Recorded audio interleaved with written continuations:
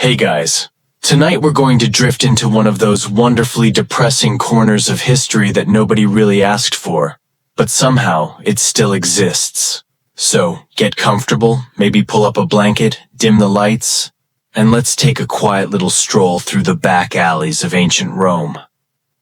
Don't worry, you won't need sandals for this one, and if you smell something weird, well, that's just part of the ambiance. We're talking about the corpse collectors. Yes, Rome had them.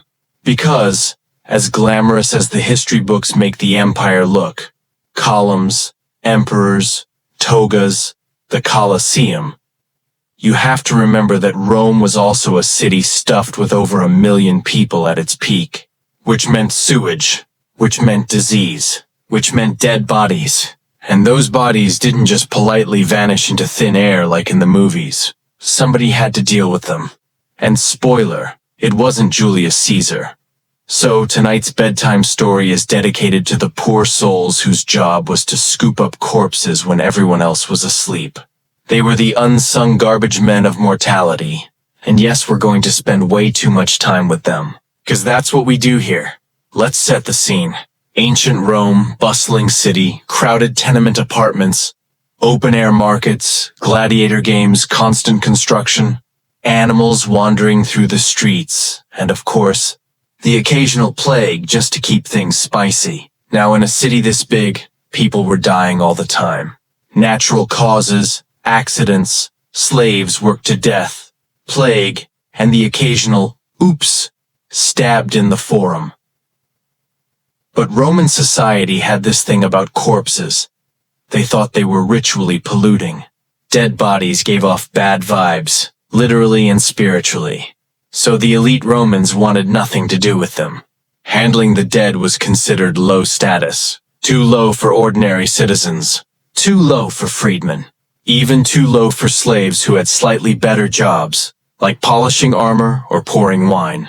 Which meant, naturally, the work was dumped on the absolute lowest rung of society. People so marginal that if you sneezed near them, you might catch social contamination. These people were called libitinarii. The name comes from Libitina, the Roman goddess associated with funerals and burials. Because the Romans, being Romans, couldn't just say corpse guys. They had to dress it up with mythology, like it was all part of the cosmic order. The libitinarii weren't exactly undertakers in the modern sense. There were funeral professionals in Rome for wealthy families, people who organized the fancy processions with masks of ancestors and hired mourners who wailed dramatically in the streets. But the corpse collectors were different. They dealt with the bodies nobody wanted to claim. The poor, the enslaved, the criminals, and especially plague victims. Imagine this. It's midnight in Rome. The city is quieter, though not silent. Dogs barking, a donkey braying somewhere, maybe a drunk stumbling home. Down an alley, a small group of men push a wooden cart. They're not priests, not doctors. They're the libitinarii. They stop at a tenement, go up the stairs, and carry down a body wrapped in whatever cloth the family had. If there was a family. Sometimes there wasn't. Sometimes it was just a corpse on the street. The collectors loaded into the cart, maybe next to 2 or 3 other bodies they've already picked up, and then they trundle off, out of the city walls, to dump the body in what was basically an ancient landfill for the dead. These were called paticuli, mass graves, giant pits dug in the ground, where hundreds of bodies might be thrown together. Not exactly dignified. More like, just get it out of sight. You can already imagine the smell in summer. No refrigeration. Just Rome's Mediterranean sun and thousands of unwashed people living cheek by jowl. The corpse collectors weren't just outcasts. They were probably the most unpopular people in the city. Necessary but hated. The kind of people everyone ignored in daylight, even though without them, Rome would have been overrun with rot and disease. And speaking of disease, let's linger on that for a bit, because Rome had no shortage of plagues. One of the big ones was the Antonine Plague in the 2nd century CE, probably smallpox. It killed millions across the empire, including an emperor or two. During times like that, the corpse collectors must have been working overtime, hauling cart after cart of bodies out of the city. Did they get hazard pay? Absolutely not. Did they get sick themselves? Almost certainly. Yes. Their reputation was so bad that Romans often lumped them in with executioners, gravediggers, and butchers, anyone who dealt with blood, death, or things considered unclean. They were untouchable, socially speaking. If you were a corpse collector, you weren't marrying into a nice family. You weren't running for office.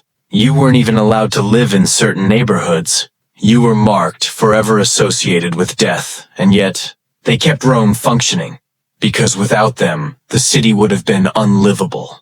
Imagine walking through the Forum and just stepping over 3 bodies on your way to buy bread. No thanks. Someone had to do the dirty work. Now let's pause and think about their equipment. The libitinarii probably had the ancient equivalent of gloves and tools, though nothing fancy. Maybe a cloth wrapped around the mouth and nose, because that's about as close as Roman technology got to a face mask. Wooden stretchers, carts, ropes, no bleach, no latex. Just brute strength and a high tolerance for horror. And probably a short life expectancy. You might be wondering, were they paid? Yes, but not much. Their wages were low, and their clients were either desperate families or the state itself during epidemics. Some historians think the corpse collectors may have doubled as grave robbers, stripping jewelry or valuables off the dead before dumping them, which is both morally questionable and completely unsurprising. If you're already shunned, already covered in plague germs and barely scraping by, why wouldn't you pocket a gold ring here and there? And honestly, who was going to stop them? The dead weren't going to complain. Here's a fun little aside. The Emperor Vespasian, famous for taxing everything, once introduced a tax on public urinals. People laughed at him, so he held up a coin and asked, "Does it smell?" The point being, money doesn't stink. Well, for the corpse collectors, that saying could have been their motto. Their work stank. Their carts stank. Their homes probably stank, but money was money. And as long as Rome needed its streets cleared, the libitinarii kept rolling. We also need to talk about the religious side of this. Romans were obsessed with proper burial rites. If you didn't get buried, your spirit supposedly wandered restlessly in the underworld. Wealthy families had elaborate tombs and ceremonies to make sure their ancestors were remembered. But the poor, who ended up in the particularly, their souls were considered unlucky. Ghost stories abounded about restless dead haunting the living because they hadn't been properly honored, which meant that the corpse collectors, in a way, were dealing with not just bodies, but also very unhappy spirits. Did this bother the collectors themselves? Probably. But when your entire social existence is already cursed, maybe a few ghosts don't make much difference. And then there's the irony.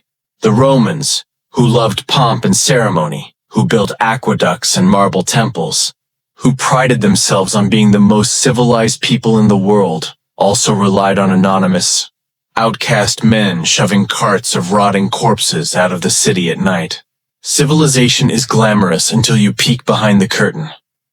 So, next time you see a dramatic Roman movie, think about what's missing.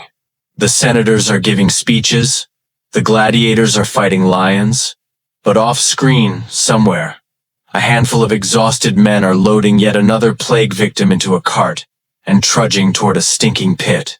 That was Rome too. And that, my friends, is where we'll leave our introduction to the corpse collectors tonight.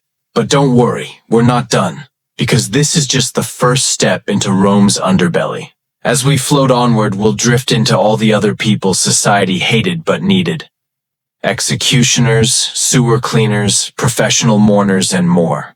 So just stay tucked in and let's see where this sleepy little nightmare leads us next.